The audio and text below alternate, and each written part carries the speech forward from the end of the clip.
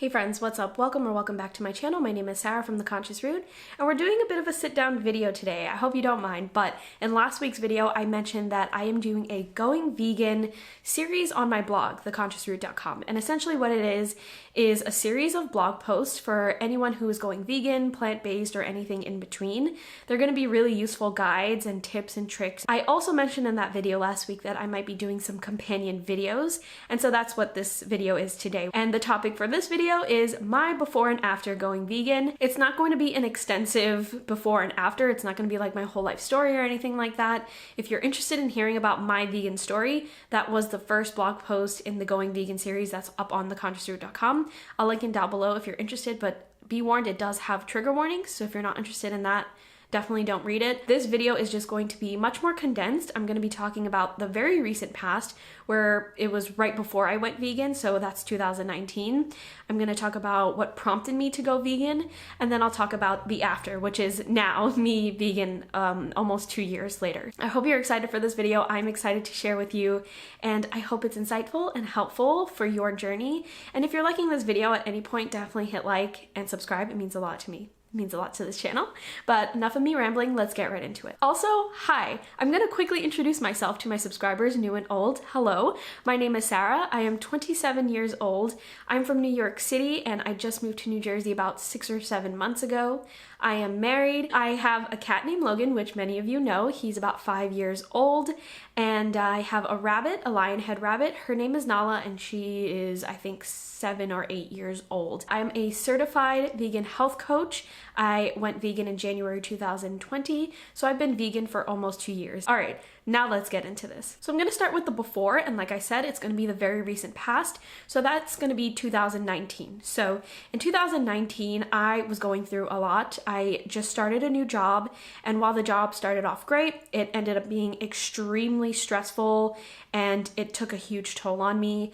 I was constantly overwhelmed, burnt out, and just dealing with a lot of low points in my life, some of the lowest in my life. Yeah, it was rough. It was taking a toll on my work life, but it was also taking a toll in my personal life and in my food habits. And what I mean by that is that I was eating a lot of bad food. I was creating a lot of unhealthy food habits. A lot of it came from takeout. So I was ordering takeout 99% of the time. I would go out to eat during the lunchtime with friends. I would also order takeout for dinner because I was too exhausted to go home and cook after a long, stressful day at work. And so I was just constantly ordering takeout. And specifically, I was ordering a lot of takeout that were very meat and cheese heavy. I feel like my diet consisted majorly of meat and cheeses, and I didn't consider a meal to be a meal unless it had meat and or cheese in it. So a lot of unhealthy habits happening here, and I started noticing that whenever I would have a very meat or cheese heavy meal, I would start to feel ill. And I'll list some of the things I was feeling. So the biggest thing was lethargy. I was feeling extremely tired all the time, but like when I ate, I would feel extremely tired right after eating. And it wasn't kind of a tired like, oh yeah, you know, your body's tired, so you just need to rest kind of thing. It was more so like my head was cloudy, my eyes were cloudy. I just didn't have energy in me to be able to do much or anything at all. And I was not enjoying it at all. I could tell that something was wrong, and it had to do with the things that I was eating, specifically meat and cheese heavy kinds of meals, because it always happened whenever I had like a cheeseburger with like extra cheese on it and stuff like that. Anyway, so I was at that point where it was just a whole lot of things that were affecting my health in negative ways, and I wanted to change my food habits. I wanted to finally take control of my food habits. Again, you can see more about this in my vegan story. I'm only talking about 2019, so I hope you're not watching this video and thinking this one experience from this 1 year is how I shaped my entire life. No, there's more to it, but this is what's going on in 2019. In 2019, in the latter half of that year, I decided to, again, make those food changes, and I decided to look into vegetables. I started doing research, if you will. I started looking up like vegetarian and vegan cookbooks that had a lot of veggie-forward recipes, and that's exactly why I went towards the vegan and vegetarian stuff, is because those are the best places to find veggie forward meals and veggie forward recipes. That research led into me going onto YouTube, and little did I know that there are vegan influencers on YouTube. Shout out to Chris and Jasmine at Sweet Simple Vegan. They were my #1 resource on YouTube at the time when I was sort of getting my feel for veganism and vegan food and veggie forward meals and stuff like that. They are one of the hugest influences in that part of my life that helped me go vegan. So thank you. I don't think that they're watching this at all, but if somebody who's watching this sends this to them, thank you for being such a huge help at that point in my life. And still, I still watch you guys. I started watching a lot of vegan content on YouTube. I watched tons of videos. I looked up a bunch of recipes.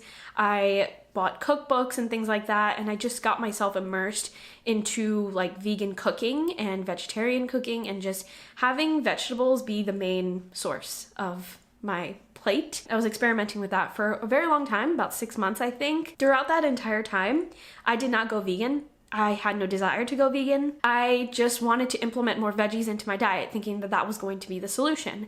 And so I just experimented with that here and there. I'd add a veggie in, I would cook a meal, I wouldn't order takeout and stuff like that, and it was impacting me in a positive way. I can feel the lethargy improving a little bit, but it wasn't lasting. It was definitely temporary, and my life was so fast-paced at the time that I would often slip up and I would often go back into my old, very unhealthy habits. Now, what prompted me to go vegan were, in combination to all of these resources that I was consuming and getting encouragement from, but what really prompted me to go vegan documentaries.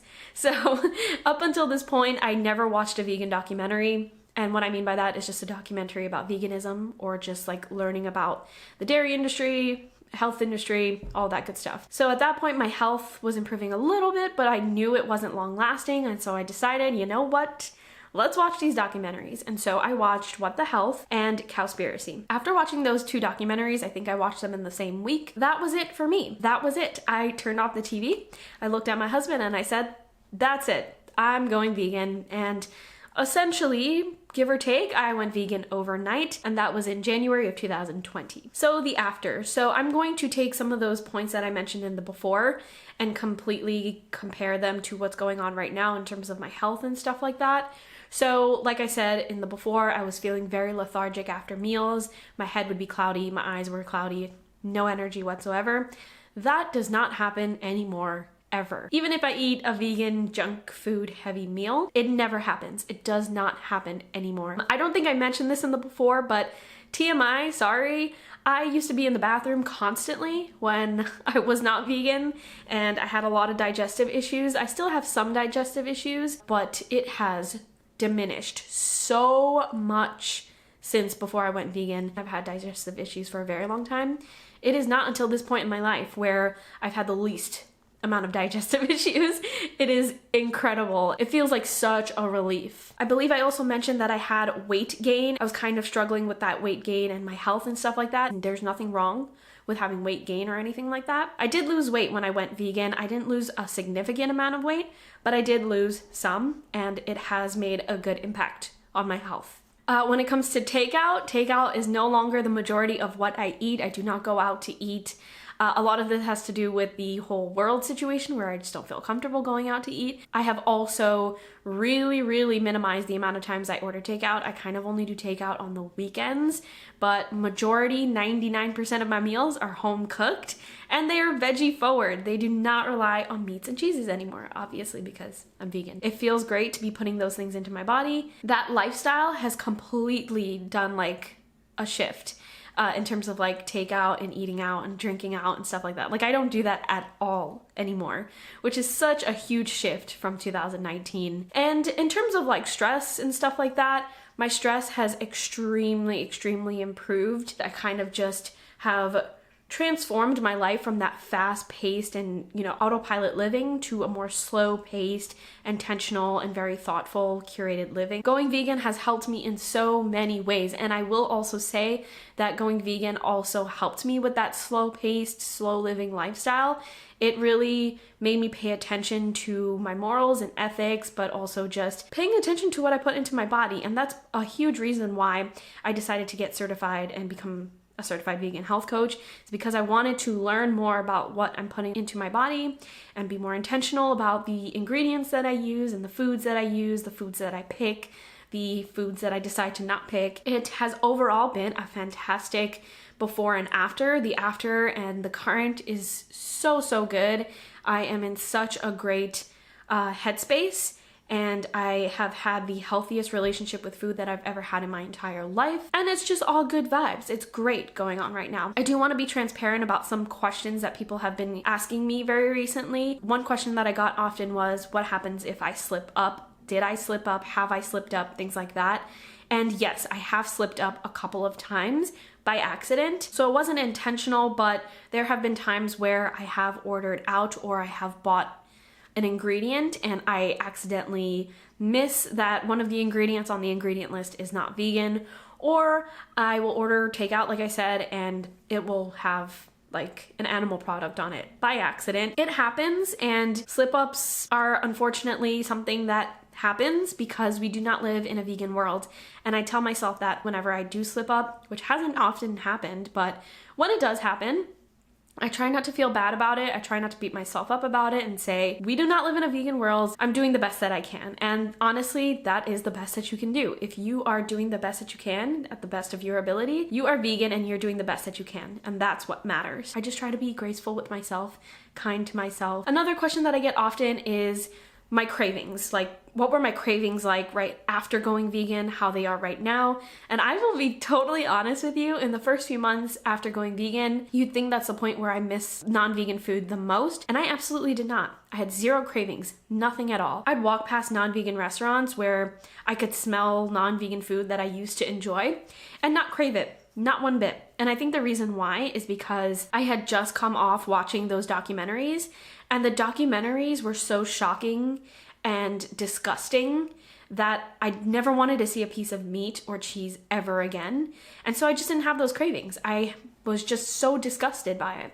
And so that was actually great. It made the transition super easy for me, at least in the first few months. Now I will say, in the past few months from this point, I've been really craving specifically burrata cheese because I loved burrata cheese so much.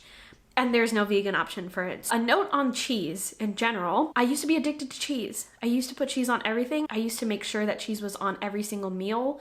I used to want to have cheese on things that didn't even need to have cheese. I was absolutely addicted to it. I will tell you that in the first year of me going vegan, I slowly lost that addiction. I no longer crave cheese. Didn't even want to have cheese, vegan or not, but I wasn't craving it as much, and I don't crave it as much anymore. I don't feel like I need to add it to every single meal anymore. That was like a huge pivotal moment for me. For me to have that moment in my life where I suddenly don't care about cheese anymore. And for people who are very reliant on cheese, if you're vegetarian and you just can't get rid of the cheese, I hope this is helpful for you. And I didn't really go through a lot of stress in order for that to happen. I didn't pine for cheese for most of my first year while I was going vegan. It just happened, and I just woke up one day and I was like, I don't need cheese, it's fine. And for me, that meant a lot. If that clicks with somebody, I will be super glad. I will also say, and I know this is going to be a little bit controversial, for the vegans who are vegan for their health, I relied heavily on faux meats and cheeses when I first went vegan. I just want to say that it's okay for you to rely on those if it helps you with the transition. Ian went vegan with me. Ian's my husband, and he was a huge meat and cheese person. He loved meat and cheese 10 times more than me, and I needed to create meals that made it very easy for him to go vegan. And so I relied on Impossible, I relied on Beyond, I relied on cheeses and stuff like that, faux cheeses, to help him realize it's not gonna be that bad if you're vegan. It's gonna be all right, it's gonna be easy. And it was easy for him when I used those products. And of course, when I was cooking, I also use those products for myself. I still use faux meats and cheeses and stuff. It's still part of our diet, but I just want to emphasize that it was very, very huge in our transition when we first went vegan, and it's okay to do that if it helps, because it helped us. And now we don't necessarily need to eat Impossible meat or faux cheeses or faux meats and stuff like that. We still do, but I'm just saying we don't heavily rely on it anymore, even though we did in the beginning. I hope that made sense. I just wanted to throw that in there for people who feel like they might feel guilty if they rely on those for a period of time. Of course, that is not dietary advice. That is just my personal insight into our experience. Consult with a professional, because I am not a professional. You should not be taking serious advice from someone who's not a professional. All right, that is all for this video. I hope you liked it. I hope it was informative, and I hope you didn't mind the sit down type video this week. If you made it this far in the video, definitely consider subscribing. It means so much to me to have you part of this community, and there's gonna be a lot more videos like this coming in the next month or so to get you prepared for Veganuary if you are participating in that. Let me know if you are. That is super exciting. Like I said, I went vegan in January of 2020. It wasn't because of Veganuary, but I don't know, there's a tie there. There were a lot of people going vegan in January of 2020. So let me know in the comments. I would love to hear it, and good luck. If this video has helped you in any way in kickstarting your journey, I am here for you, and feel free to chat with me on Instagram, TikTok, or here. That is all for this week's video. I will talk to you in the next video.